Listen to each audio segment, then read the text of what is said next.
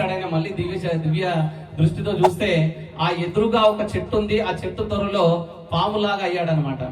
అయితే రానాయన ఇప్పటికి కుక్క బతుకు పోయింది, పాము బతుకు వచ్చింది, కనీసం ఇప్పుడైనా రా అంటే లేదు మా ఇంట్లో ఉన్న ఈ ధనానికి నేను కాపలా ఉంటాను, మా ఇంట్లో వాళ్ళు ఎక్కడికైనా బయటికి వెళ్తే నేను అక్కడికి వెళ్ళి ఈ కాపలా చూస్తానని అంటే, అప్పుడు ఆ ఋషికి కొంచెం కోపం వచ్చి ఇంట్లో పిల్లల దగ్గరికి వెళ్ళి, బాబు మీ నాన్న మీకు తెలియకుండా ఆ చెట్టు కింద చాలా పెద్ద ధనాన్ని దాచిపెట్టాడు, ఆ ధనానికి కాపలాగా పామును పెట్టాడు అనగానే ఆ పిల్లలే వచ్చి కర్రతో ఆ పామును కొట్టి చంపేశారు అనమాట.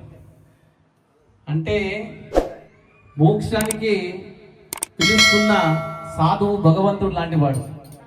ధనం మీద ఆశతో లేదా మనకున్న ఈ సుఖాలు ఏవైతే ఉన్నాయో, అంటే మన ఇంద్రియాలకి లోబడిన సుఖాలు ఏవైతే ఉన్నాయో వాటి గురించి చూసుకుంటా పోతే మనకు ఇలాంటి కుక్క బ్రతుకు, పాము బ్రతుకు ఇలాంటివి వస్తూ ఉంటాయండి.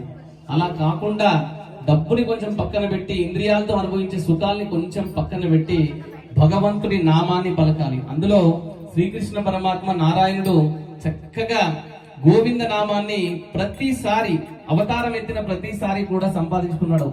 మరి కలియుగంలో తొందరగా ముక్తి పొందడానికి మనకి ఉన్న అవకాశం ఏంటంటే ఇలాంటి కథలు వినడము, ఇలాంటి భజనలు చేసుకోవడం అన్నమాట. చక్కగా గోవింద నామాన్ని పలుకుదాం అందరం కూడా.